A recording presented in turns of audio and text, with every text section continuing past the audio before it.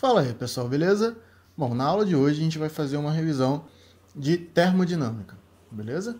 Então, já tem aqui alguns outros vídeos, né? Vou deixar aqui linkado nos cards e na descrição, né, em que a gente fala sobre calorimetria e sobre gases ideais. Então, recomendo que assistam esse vídeo antes de ver esse de termodinâmica, né? E logo depois volta para cá e a gente segue, beleza? Então, vamos nessa.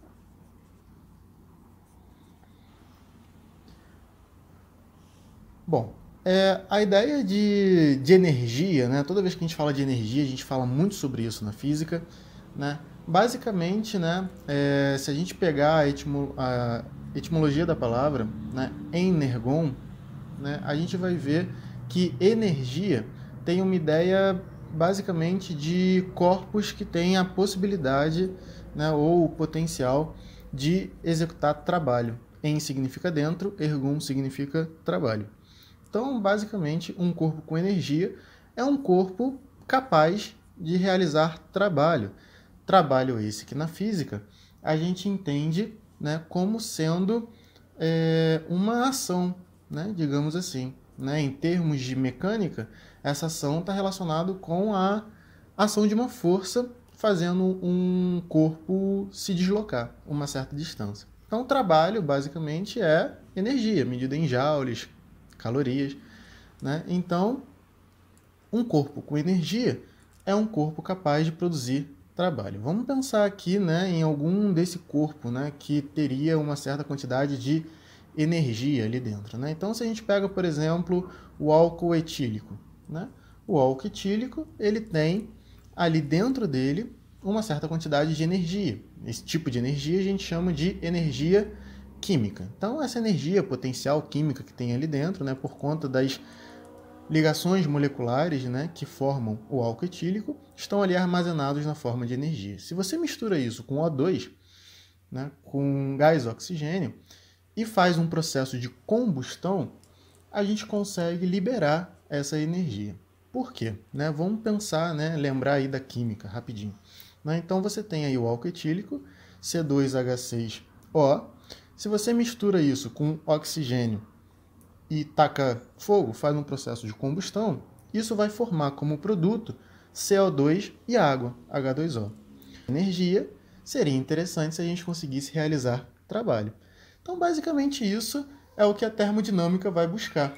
Né? Então, a gente vai tentar, a partir, né, do calor, a partir da energia térmica em trânsito, né, de qualquer fonte, produzir trabalho. Né? Então, executar alguma ação.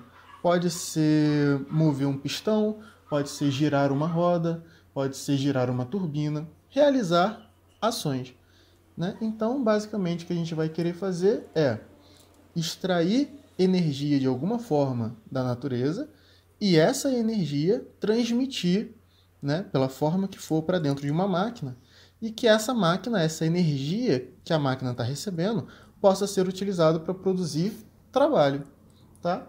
Bom, então, o que a gente vai tentar fazer, né? Vamos ver um possível exemplo. Imagina que eu tenho um gás dentro de um recipiente e dentro, com um processo de combustão ou com qualquer processo aí, né, eu arrumo um jeito de jogar energia, calor, para dentro desse recipiente. Esse gás, né, vai sofrer transformações e uma dessas possíveis transformações é a sua expansão. Né? Ele vai querer aumentar de volume, podendo empurrar, por exemplo, um pistão, né, e fazer, né, todo um sistema de roldana girar, né, para poder, por exemplo, usar um pilão. Né? Esse pilão poderia ir, né, moer o milho para fazer fubá. Né? Então, se eu faço essa expansão e logo depois libero esse gás excedente e volto com o pistão para baixo, eu consigo fazer aí um processo cíclico, né, de utilização desse pilão. E aí a gente vai chamar essa máquina aí de máquina térmica. Por quê? Porque essa máquina ela está aproveitando o calor que você está jogando dentro dela para realizar trabalho. Tá? Então, basicamente, é essa a ideia de uma máquina térmica. Aproveitar calor para gerar trabalho. Bom, então a gente vai pensar aí, né, no sinal desse trabalho. Né? Então, eu tenho aí uma máquina térmica e com um gás ali dentro, e pode ser que esse gás, né, realize trabalho. Esse gás ele faça trabalho para o exterior. Ou seja, pode ser que esse gás, com as transformações que ele sofra, realize trabalho. Nesse caso, o trabalho será um número maior do que zero. Bom, mas se você faz força sobre o gás, por exemplo, contraindo o gás, né, você está fazendo um trabalho que ele é negativo. Esse gás está sentindo, né, essa ação externa. Bom, então o sinal do trabalho vai ser positivo quando o trabalho é realizado pelo gás e negativo quando é sobre o gás. Continuando.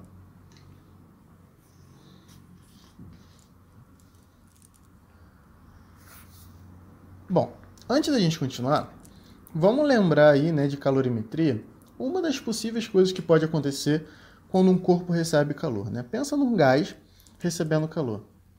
Esse calor, né, o calor sensível, vai ocasionar no gás, né, uma das possíveis coisas que pode fazer é aumentar a temperatura desse gás. Tá? Se eu estou jogando calor ali para dentro, eu estou jogando energia. Então, a partir do princípio da conservação de energia, eu quero pensar como que essa energia, esse calor que eu estou jogando dentro do gás, está sendo relacionado com um aumento de uma energia associada à temperatura. A gente vai chamar esse tipo de energia interna do gás, que a gente vai chamar aí com a letra U. Beleza? Bom, como que eu relaciono então a temperatura, que é medida em graus Celsius, Kelvin, em graus Fahrenheit, com energia, que é medido em caloria, em joules, tá? Então, para a gente poder fazer essa associação, a gente tem que entender a ideia de graus de liberdade. O que é um grau de liberdade, né? Como a gente define temperatura? Como sendo um grau de agitação médio das partículas, de quantas formas esse gás ele pode se agitar. Para cada forma como o gás pode se agitar, a energia vai ser incrementada por 1 meio de nRT. Isso tem diferença se o gás ele é monatômico ou diatômico. Tá? Então, por exemplo, um gás monatômico, um gás que só tenha um átomo. Né? As moléculas desse gás são compostas apenas de um átomo. Nesse caso, as formas de agitação dessa molécula são translacionais. Translacional na horizontal, na vertical e em termos da profundidade. Né? A gente vive num mundo de 3 dimensões, então ele pode se locomover, se deslocar, translacionar de 3 formas. Então, um gás monatômico ele tem 3 graus de liberdade. No momento em que ele recebe esse calor, ele pode se agitar de 3 formas e se para cada grau de liberdade a energia interna tem um incremento de 1 meio de nRT, a energia interna de um gás monatômico ideal é de 3 meios de nRT, diferente de um gás diatômico. Porque o gás diatômico, né, formado por 2 átomos, ele além de ter as 3 formas de translação, ou seja, 3 graus de liberdade de translação, ele também pode rotacionar. E aí ele pode rotacionar em 2 planos diferentes. Né? Vamos pensar que ele possa rotacionar na horizontal e na vertical. Né? Então, esse gás diatômico, por exemplo, o H2, né? Gás hidrogênio. Então, ele pode rotacionar em 2 planos. Né? Ele vai poder rotacionar na horizontal e na vertical, por exemplo. Isso quer dizer que, além dos 3 graus de liberdade de translação, ele tem também 2 graus de liberdade de rotação. Né? E, dessa forma, o total de graus de liberdade de um gás diatômico é de 5. Assim, a sua energia interna é de 5 meios de nRT. Por que a gente está falando da energia interna de um gás? Bom, então vamos pensar nessa máquina térmica, né? Numa máquina que recebe calor e produz trabalho. Né? Então, tenho ali uma máquina térmica com algum gás ali dentro, monatômico, diatômico ou qualquer tipo de gás, né? E eu jogo calor ali para dentro, energia para dentro dessa máquina térmica. Essa energia ela vai poder ser utilizada para realizar trabalho, como a gente viu anteriormente. Mas outra coisa que essa energia vai ser utilizada vai ser para variar a energia interna, já que esse calor vai incrementar na temperatura do gás. Dessa forma, o calor ele vai fazer duas ações. Ele vai realizar trabalho e vai variar a energia interna do gás. Isso é o que a gente chama de primeira lei da termodinâmica. O calor que uma máquina térmica recebe tem duas ações: realizar trabalho e variar a energia interna desse gás. Tá? Então isso daí é o que a gente chama de primeira lei da termodinâmica. Beleza?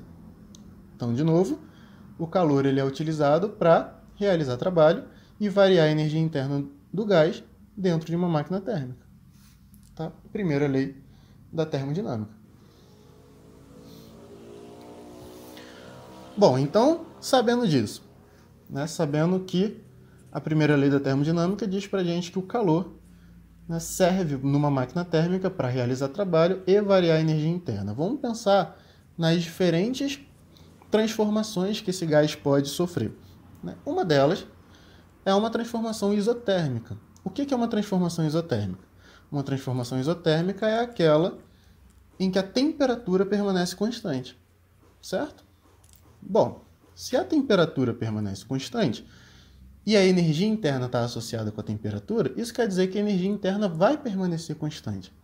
Se a energia interna não varia, não muda, o ΔU é igual a zero.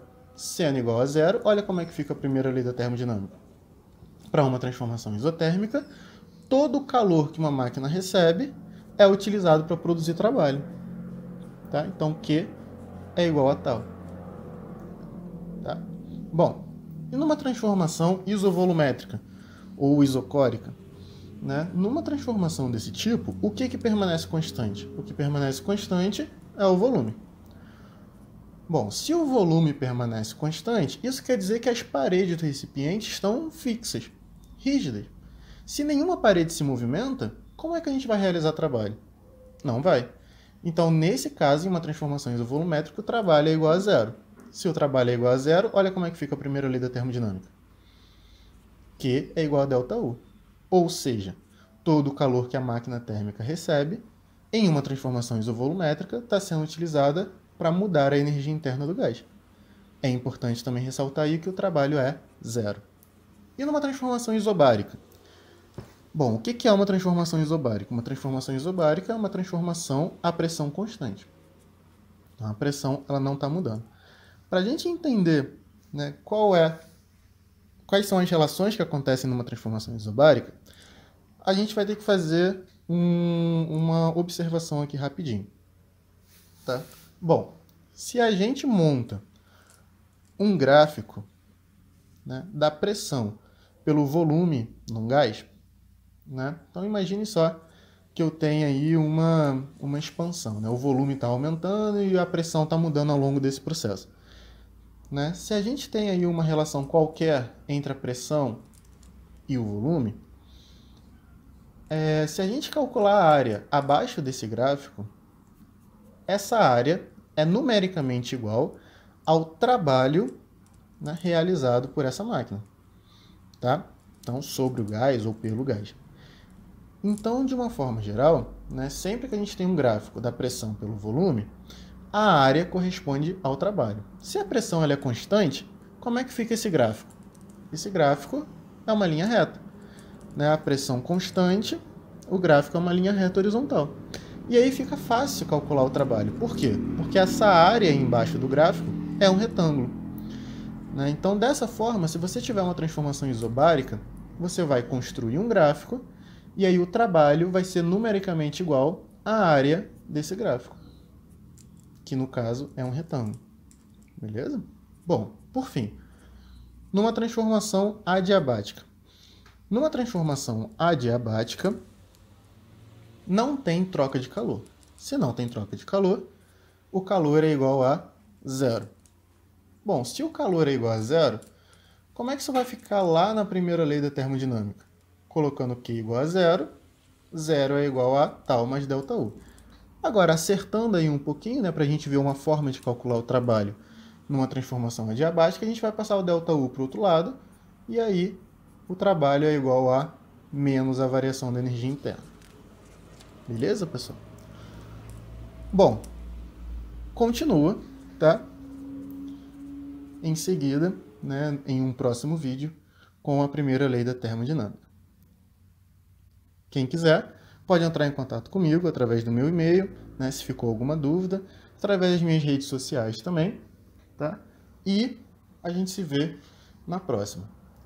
Para quem quiser, tá aí linkado nos cards também e na descrição, já tem uma videoaula no meu canal, né, com resolução de problemas de termodinâmica. Beleza? Valeu, pessoal. Abraço.